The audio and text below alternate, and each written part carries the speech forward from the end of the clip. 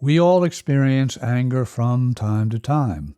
That can happen when we're cut off in traffic, when we consider that someone was rude to us, or there are circumstances that seem problematic to our well-being.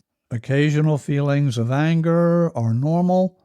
Chronic acting out towards others, or even severe self-criticism, that is not healthy anger. It is chronic anger.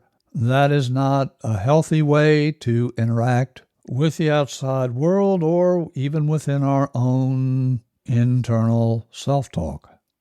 Can we use affirmations to change chronic patterns of anger? Indeed we can, and that is what we will talk about in this episode of Positive Word Power. Hello, I am your host, Stephen Carter, and I thank you for joining the Positive Word Power show. I do appreciate you joining me. In a moment, you and I are going to listen to an episode of one of my other podcasts called Stoic Sunshine. The title of that episode is, Are You Easily Triggered? Here's What to Do. In this episode, I describe a philosophical approach to life called Stoicism. Stoicism first came to be more than 2,000 years ago. It first appeared in ancient Greece and was later adopted by the nobility of Rome. The two most well-known Roman Stoics are Seneca and the Emperor Marcus Aurelius. The foundation ideas of Stoicism are alive and well today in our modern society. Indeed, most of the self-help gurus of the past 100 years have incorporated Stoic philosophy principles in what they teach, and it is even the foundation for a well-known psychological treatment method called cognitive behavioral therapy, or CBT. Returning to my podcast, Stoic Sunshine, at the time that I launched that podcast, I had way too many activities, things going on in my life, professionally and personally, and I was not able to give the attention to that podcast that it truly deserved. However, the information I shared in episode 2 of that podcast is certainly relevant to this podcast, Positive Word Power. I will share a bit of foundation information about Stoicism in the episode, but what is relevant here is the application of affirmations for us to change our behavior relative to chronic anger responses. The secret is tuning our awareness to the patterns of our anger responses, knowing what they are, recognizing we do have a chronic anger response pattern, and using affirmations to tune our minds so that we react differently. We want to tune our minds and then our behavior through the daily application of affirmations. We can change our chronic knee-jerk reactions of anger and respond in a more balanced, emotionally mature way. If you would like to be in touch with me with questions about your specific situation, I will be more than happy to exchange emails with you and even get on a Zoom or a regular phone call and chat with you to help you build the affirmation patterns to make whatever changes you would like to make in your life. I extend this invitation. There is no charge here. I'm not selling anything. Over a year ago, I closed my business, Stress Solutions, LLC, and my focus now is to share research, tips, tools, skills for emotional self-management and happiness, and affirmations are a foundation for that work. To listen to previous episodes of this show and other shows related to stress relief, visit us at stressreliefradio.com, stressreliefradio.com. If you would like to be in touch, email me at cartermethod@gmail.com. With no further delay, let's join my previously recorded episode from the Stoic Sunshine podcast. Are you easily triggered?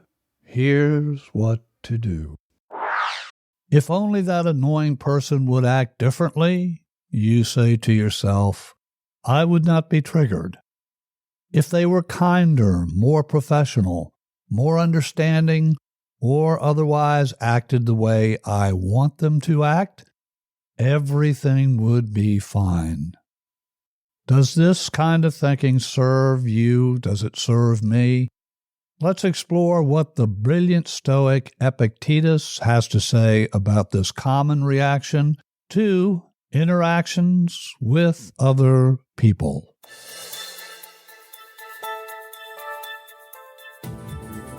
Your host here, Stephen Carter of Stress Solutions, LLC. Having helped thousands of people transcend chronic stress, one of the most important tools I share with clients is the liberating wisdom of Stoicism, along with a variety of other stress-dissolving methods, to include emotional freedom techniques and other holistic practices. Returning to Epictetus, let's start with one of his important observations. People are disturbed not by things, but by the views which they take of things.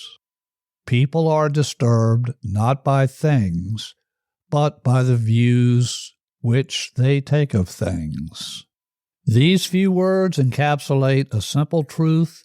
Events occurring in the outside world are just events.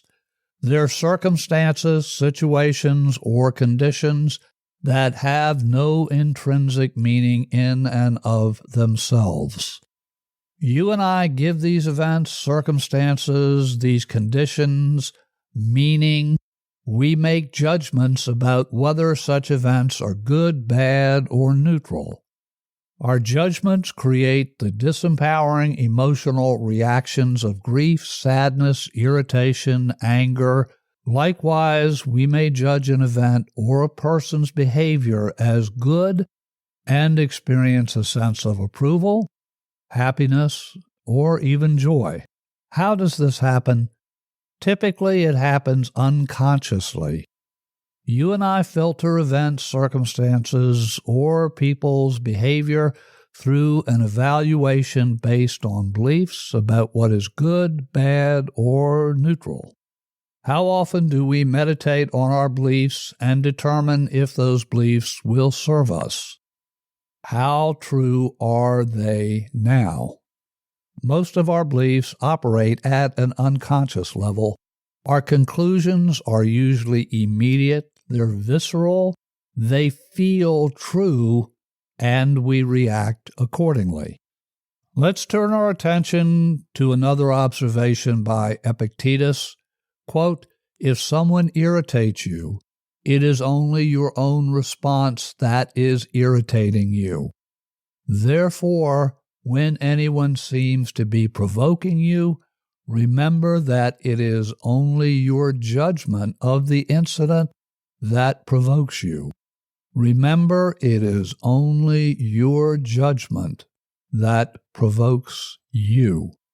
So what can you do if you want to become less judgmental and experience more equanimity in everyday life? First, I suggest recognizing the truth of Epictetus's words. People are disturbed not by things, but by the views which they take of things. Understanding this truth at a deep level sets the stage to create new, more empowering responses to people, circumstances, and behaviors that in the past triggered disapproval, irritation, anger, or other disempowering reactions. This does not mean, by the way, you need to approve of immoral or other behavior you view as reprehensible. If after thoughtfully examining a situation, you decide something is wrong, that's fine. You can come to that conclusion without allowing your judgment to take control of your emotions to the point where you lose control of your mind and your actions. That is the big idea. Remind yourself daily you are choosing to live and respond from a place of reason and emotional control. If you're in a situation where you know you've been triggered with disempowering reactions in the past, create and give voice to an affirmation about how you will respond to any future events.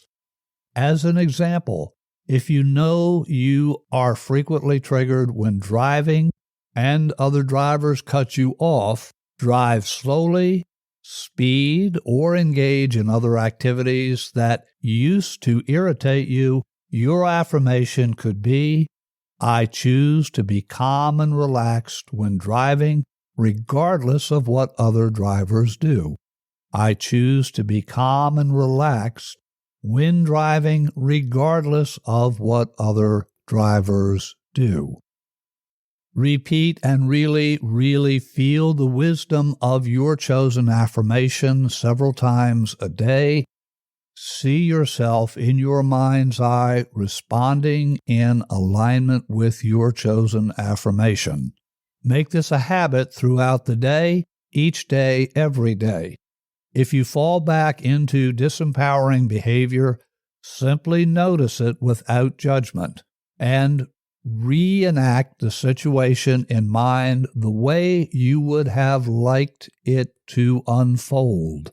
Make the new imagery big, bold, and bright.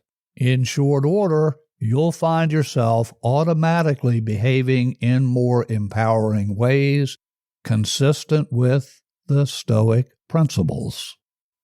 Until our next visit, your host here, Stephen Carter, CEO for Stress Solutions, LLC, wishing you blessings, light, and much love.